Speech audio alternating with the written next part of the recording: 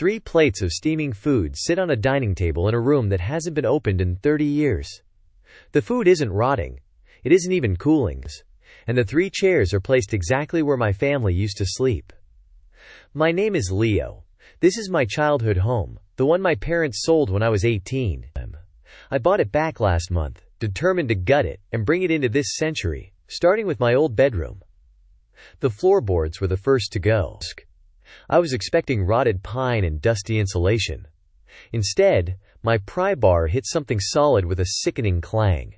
Concrete, a perfectly smooth slab, right under the center of the room. When I pointed my thermal camera at it, a massive rectangle glowed white-hot against the cool blue of the surrounding floor. It took another hour to pry up the final warped board. Beneath it was a narrow, airless staircase, cut directly into the foundation. It plunged straight down into a darkness so complete it felt like it was swallowing the light from my headlamp. The descent is suffocating. The air grows cold, dropping a good 30 degrees in just 12 steps. It smells of nothing. Not dust, not damp, just a sterile, pressurized void. My phone, which had full service upstairs, is now a dead brick in my pocket. No signal. At the bottom is the room. It's a perfect cube of polished concrete. In the center sits a dark wood dining table with 3 chairs, and on the table, 3 plates of what looks like roast beef, potatoes, and green beans, all steaming gently into the frigid air. The placement is what stops my breath. I know the layout of this house better than my own reflection. That first chair is directly beneath where my father's side of the bed was. The second, my mother's, the third. It's exactly where my own head rested on my pillow, every single night for 17 years. If stories like this keep you up at night, subscribe to The Hollow Hour, a new one every week. That's when I see the shadow on the walls. It's tall and thin, but it doesn't belong to me, or to my camera operator, Mark. It moves when we are perfectly still.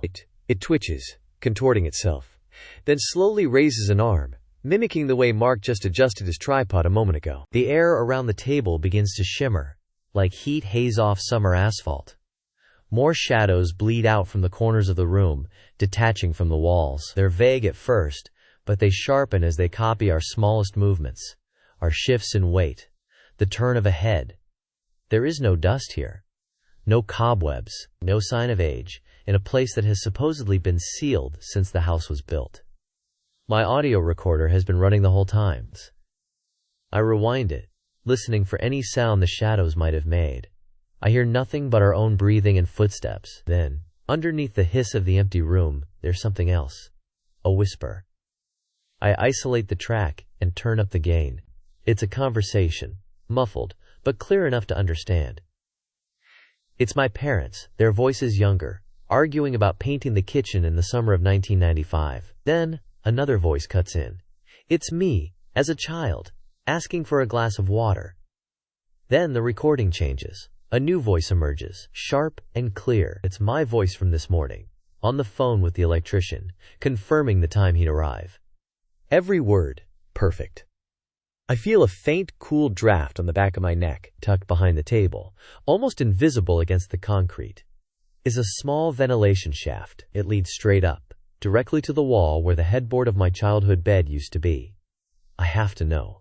I reach out and touch the food. The meat is hard and slick, like oiled rubber. It's warm, but it's not food.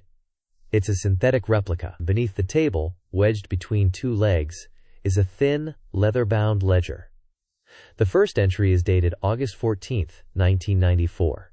The last entry is from this morning.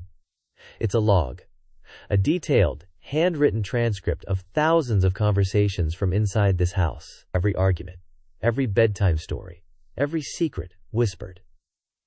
My entire life, documented by an unseen observer.